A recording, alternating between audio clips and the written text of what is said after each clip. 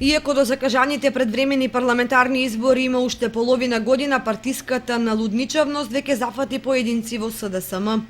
Оваа груба квалификација воопшто не е случајна, бидејќи на трибината на најголемата опозицијска партија во Кочани, еден од истакнатите членови манифестираше класично диктаторство на најпрост можен начин. Оделенскиот наставник Ванчо Петрушевски Кики, на кој оваа држава и општина му довериле да воспитува и образува деца, се дозволи од трибината да го отстрани снимателот на телевизија Кочани, само затоа што човекот се мисли дека телевизијата не е на негова страна. За да биде глупоста потешка на другата локална телевизија и беше дозволено непречено да го снима текот на трибината. И сега на новинарот и на јавноста им останува да прашуваат што ќе му се на овој град избори кога 6 месеци пред гласањето му се заканува бескрупулозна диктатура. И тоа од партиски мокници кои се уште не дошле на власт. Загреота е човекот кој како буџетар живее од парите на сите граѓани во оваа општина и држава, а се однесува како трибината, партијата и општината да се негова лична својина. И заради таквите и заради тоа, залудни се интервенциите на претседателот на општинската организација на СДСМ Сашко Костов да не се коментира истапот на човекот и активистот на партијата, бидејќи тој бил од групата стари членови кои тешко се контролираат. Ако е така, што бара Кики во првиот ред на трибината? Но каква е пораката што ја испрека интелектуалецот кој за жал не гледа подалеку од носот поради партиската заслепеност, не е тешко да се заклучи. Нешто слично на она на неговиот лидер, дека кога ќе дојдеме на власт ќе јадеме живи луѓе. Човекот толку забраздил што не гледа дека и неговите се оградуваат од него и дека му се смеат на глупоста.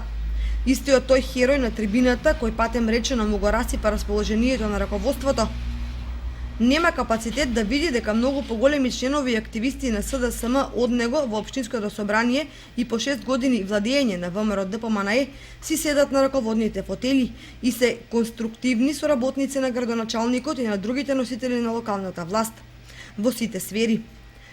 Во правната, во финансиската, во урбанистичката, па дури и во информативната. Прилика е да се потсети кочанската јавност дека во времето на владењето на СДСМ во бастионот Кочани во локалната самоуправа немаше вработен, а камоли раководител од ВМРО ДПМНЕ. Од тука прашањето дали кога повторно ќе дојде на власт оваа партија ќе има демократски капацитет да ја продолжи Дон Кихотовската борба на актуелниот градоначалник, луѓето да се ценат според стручноста и способностите, а не според херојските партиски потези. За крај само да го потсетиме агресивниот активист, педагог и граѓанин на овој град. 2 дена пред трибината телевизија Кочани го емитуваше соопштението за одржување на истата и тоа бесплатно на барање на претседателот Сашко Костов.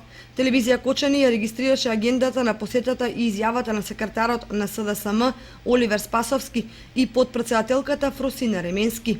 Телевизија Кочани од трибината имаше намера само да сними инсерти за во информативната емисија, квалитетно да ги информира граѓаните за оваа активност. Од друга страна, не смее да се заборави фактот дека неговата СДСМовска телевизија за цело време на практицирање на власта на ВМРО ДПМНЕ непречено ги следи сите настани на актуелната власт, без некој да ја спречува или игнорира. После вакви груби испади во развиените демократии или партијата јавно се оградува од поединецот или тој самиот се повлекува од партиската активност. А за просветната и педагошката одговорност и да не зборуваме. Тешко на сите кои тој ги труе со неговата политичка омраза. Инаку телевизија Кочани ќе ги извести ЗНМ, меѓународните организации, институции и другите релевантни фактори за грубото спречување за следење на отворен партиски настан и ќе бара соодветна осуда на инцидентот.